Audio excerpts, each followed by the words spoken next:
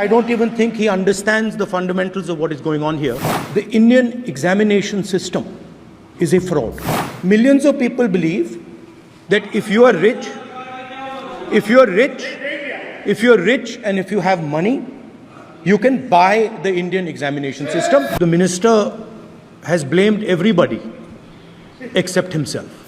मेरे को मेरे राज्य की, मेरे सूबे की जनता की स्वीकृति मिली है। मैं किसी की, मेरे बौद्धिक और मेरे संस्कार की सर्टिफिकेट मेरे को सारी सदन में किसी से नहीं चाहिए। ये जो कहा गया देश की अभी की एग्जामिनेशन सिस्टम रबिश है सर, इससे दुर्भाग्यजनक बयान देश की नेता प्रतिपक्ष का कुछ नहीं हो सकता है। मेरे सरकार की हिम्मत है, अभी हमने पब्लिक एग्जामिनेशन की रेगुलरिटीज में बिल लाए, कानून बनाए। क्या मजबूरी था कांग्रेस पार्टी की, क्या मजबूरी था नेता प्रतिपक्ष की? It's obvious to the whole country.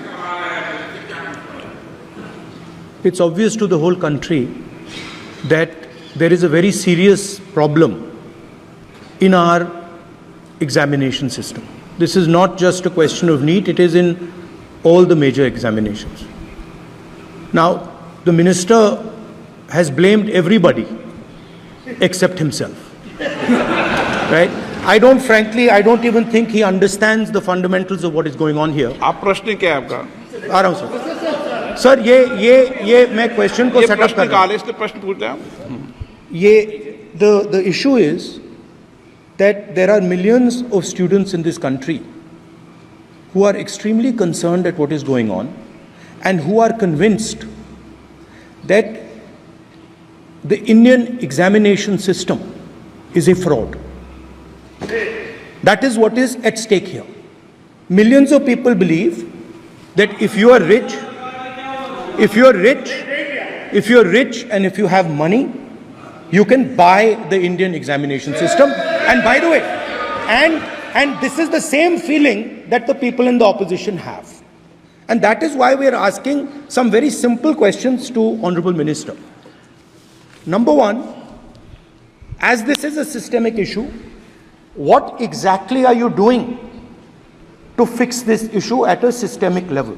मेरे जो शिक्षा है, मेरे जो संस्कार है, मेरे जो सामाजिक जीवन है, मेरे को मेरे राज्य की, मेरे सूबे की जनता की स्वीकृति मिली है। मैं किसी की, मेरे बौद्धिक और मेरे संस्कार की सर्टिफिकेट मेरे को सारी सदन में किसी से नहीं चाहिए।